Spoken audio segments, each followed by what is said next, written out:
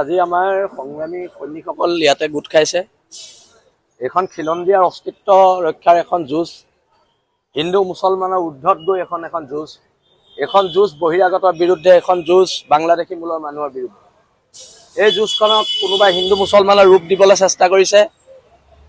এইবিলাক বাধা ওফৰাই আজি বীৰ লাচিত থানাৰ হিন্দু মুছলমান সকলো খিলঞ্জীয়া সৈনিক ইয়াত লগ হৈছে আৰু অনাগত দিনত আজাদ চৌধুৰীক গ্ৰেপ্তাৰ কৰিব লাগিব। আজাদ চৌধুৰীৰ ঘৰ এভেকশ্যন কৰিব লাগিব।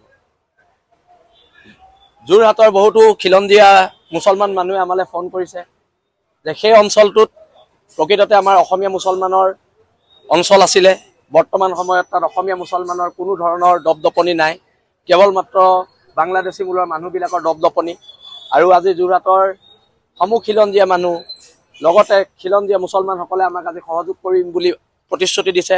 সকলো ওলাই আহিব আৰু আমাৰ এই যাত্ৰাত এতিয়া সহযোগী হ'বলৈ দুলীয়াজানৰ পৰা ডিব্ৰুগড় জিলাৰ সৈনিক আহি আছে, লখিমপুৰৰ সৈনিক আহি আছে আৰু আমি সকলো একলগ হৈ আমি ইয়াৰ পৰা ওলাই যাম। আজি যিটো আটাইতকৈ যিটো ডাঙৰ ৰেলী হৈছিলে, সেইদিনা যোৰহাটত নৰেন্দ্ৰ মোদী আহিছিলে। এতিয়া সেইদিনা যে আমি ৰেলীটো কৰিছিলোঁ গৌৰৱ গগৈ মতে কৰিছিলোঁ নেকি?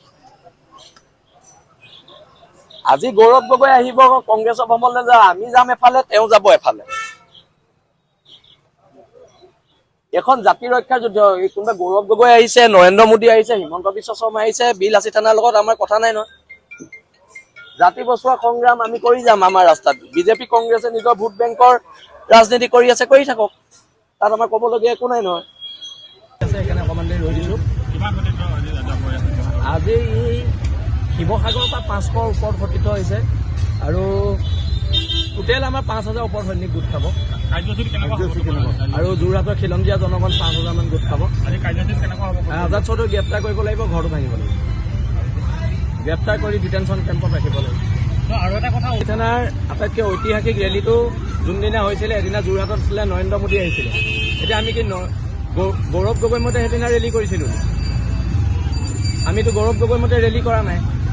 এতিয়া এই ৰেলীটো আমি কি বিজেপি মতে কৰিছোঁ বুলি কোনোবাই উলিয়াইছে নেকি? খিলঞ্জীয়া মানুহৰ অস্তিত্ব ৰক্ষা সংগ্ৰামখনৰ আপোনালোকক ৰাজনীতি শুভেচ্ছা দিছোঁ, বিজেপি কংগ্ৰেছ দুয়োটা দলকে।